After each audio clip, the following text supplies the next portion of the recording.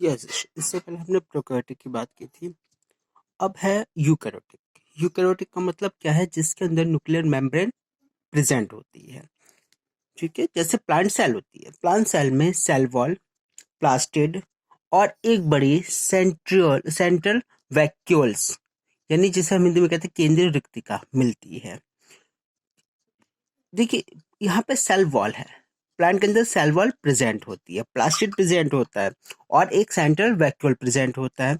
लेकिन अगर हम एनिमल सेल की बात करते हैं तो एनिमल सेल में ये एब्सेंट होता है, यानी ये उपस्थित नहीं होता है। एनिमल सेल में सेंट्रियोल मिलता है, ये काफी अच्छा क्वेश्चन है।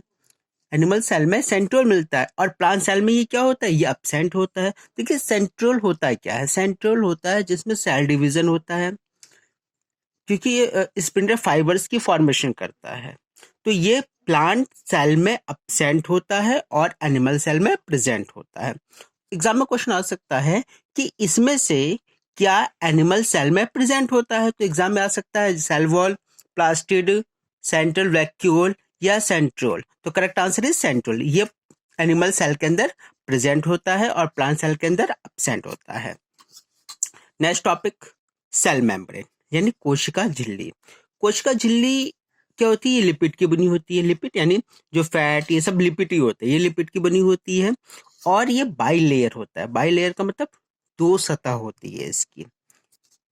इसमें एक पोलर हेड होता है। अगर हम डायग्राम की बात करते हैं तो डायग्राम में ये देखिए, ये स्ट्रक्चर होता है, ये स्ट्रक्चर, ये टैल होती है और ये हेड होता है। ये हेड है, ये पोलर है और ये क्या है? ये नॉन पोलर होते हैं। तो इसमें पोलर हेड यानी ध्रुवीय सिरा यानी आउटर साइड में व्यवस्थित होते हैं। ठीक है, और जो इसका टेल पोर्शन होता है, देखिए डायग्राम में हम देखिए टेल, इसमें जो टेल होता है वो इनर साइड की ओर प्रेजेंट होता है।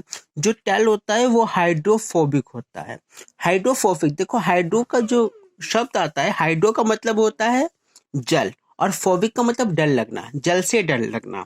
यानी यहाँ पर क्या होता है? जल यहाँ पर आकर स्टोर नहीं होगा। इसमें अब देखते हैं सैचुरेटेड हाइड्रोकार्बन यानी संतृप्त हाइड्रोकार्बन की बनी, जो इसकी नॉन पोलर होता है। डायग्राम में देखते हैं हम, ये रहा देखिए, ये स्ट्रक्चर है, ये हेड है और ये टेल है। जो हेड है इसे हम बोलते हैं पोलर। ये हाइड्रोफिलिक होता है। हाइड्रोफिलिक का मतलब होता है जल इसमें एब्जॉर्ब कर लेता है।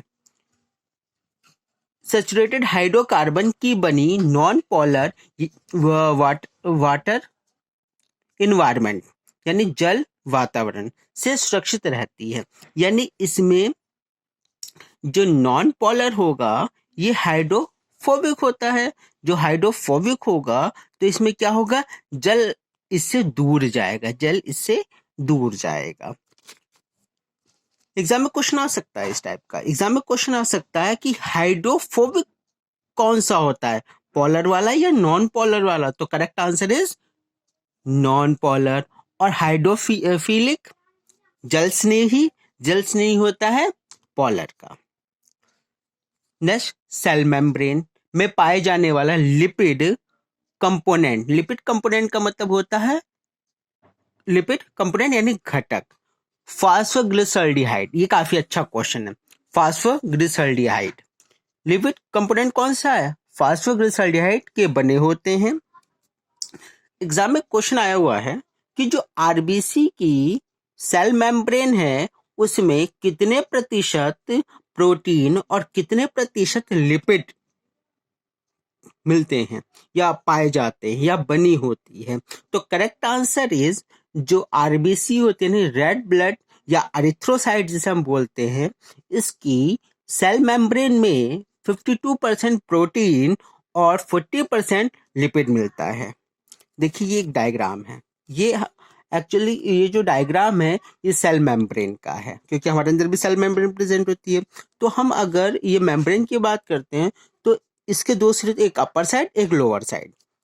अपर साइड में हम देखते हैं ये हेड होगा, ये दोनों साइड ये क्या है? ये हेड है। और जो इसका टेल पार्ट है, टेल यानी जो ये इसकी पूंछ वाला पार्ट है, ये होता है नॉन पोलर। यस। अब इसमें क्वेश्चन आया है कि फ्लूइड मोज़ेक मॉडल तरल मोज़ेक मॉडल। ये एक्चुअली 1972 में सिंगर और निकोलसन, ये दो साइंटिस्ट है, सिंगर और निकोलसन, इन्होंने तरल मोज़ेक मॉडल या फ्लूइड मोज़ेक मॉडल प्रस्तुत किया था। ये होता क्या है? इसके अनुसार सेल मेम्ब्रेन, जो सेल मेम्ब्रेन होती है, ये लिपिड अणुओं की डबल मेम्ब्रेन की बनी होती है, यानी जो लिपिड होती है इसकी डबल मेम्ब्रेन बनाती है, दो मेम्ब्रेन, दो यानी दो सतह की बनी होती है। कौन कौन सी होती है इसकी दो सतह? तो इसे एक्चुअली हमने स्ट्रक्चर के अकॉर्डिंग हमने यहाँ शो किया है। देखिए, जो इसके प्रोटीन के अणु होते हैं वो दो पार्ट में डिवाइड होते हैं, इंटेंसिव प्रोटीन और एक्सटेंसिव प्रोटीन। ये काफी अच्छा क्वेश्चन एग्जाम में कई बार पूछा गया है। इंटेंसिव प्रोटीन, इसे हम हिंदी में कहते हैं समाकल प्रोटीन। ये क्या होता है? जो लिपिड की दोहरी परत में आंशिक या पूर्ण रूप से धसे रहते हैं। ये काफी अच्छा क्वेश्चन है। इंटेंसिव देखिए डायग्राम के अकॉर्डिंग यहाँ हम शो करते हैं। ये हम देखते हैं कि ये बीच में एक इंटेंसिव, ये एक प्रोटीन होता है। ये एक्चुअली इसका फंक्शन क्या होता है? इसका फंक्शन ये होता है कि जो आयंस होते हैं उसके थ्रू इसका मूवमेंट होता है, या हम ये कहें ये आर पार जो जाते हैं इंटेंसिव प्रोटीन के द्वारा जाते हैं। तो ये लिपिड की दोहरी सतह में आंशिक या पूर्ण रूप से धसे रहते हैं। Second, extensive protein. Extensive protein यानी परिधीय प्रोटीन, ये लिपिड मेम्ब्रेन से ढीले रूप से जुड़े रहते हैं तथा वे केवल बाहर की ओर स्थित होते हैं। कहाँ स्थित होंगे? बाहर की ओर। ये स्ट्रक्चर के अकॉर्डिंग देखें, ये होता है एक्सटेंसिव प्रोटीन, ये स्ट्रक्चर है, ये बाहर की साइड होता है। तो एग्जाम में क्वेश्चन आ सकता है कि कौन सा प्रोटीन बाहर की ओर स्थित होता है? तो correct answer is extensive protein. Plasma membrane.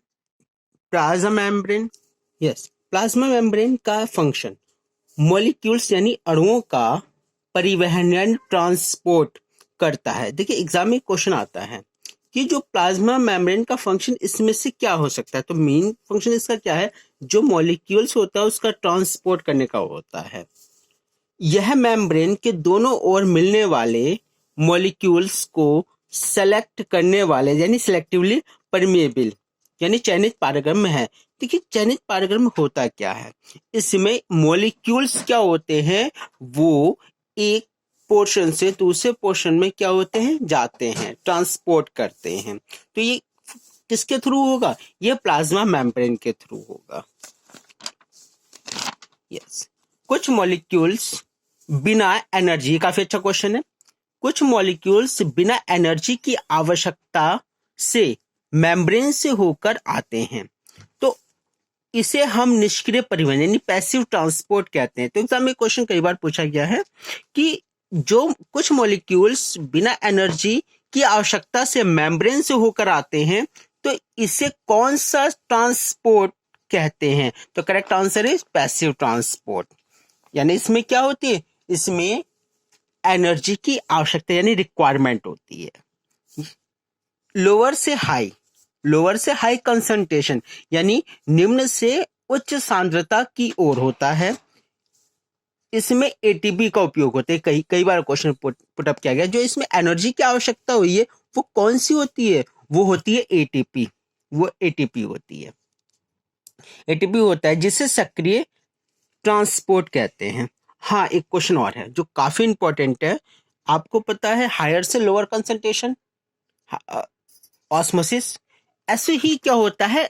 Lower से हायर कंसंट्रेशन, लोअर से हाई कंसंट्रेशन। तो ये क्या होता है? ये एक्टिव ट्रांसपोर्ट। ये कई बार पूछा गया है क्वेश्चन कि जो एक्टिव ट्रांसपोर्ट है उसका फ्लो किधर से किधर की ओर होता है? तो करेक्ट आंसर इज लोअर से हायर कंसंट्रेशन की ओर होता है।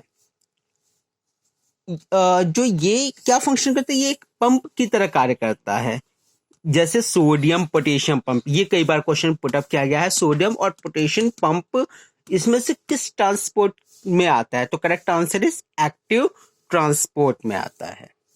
Thank you.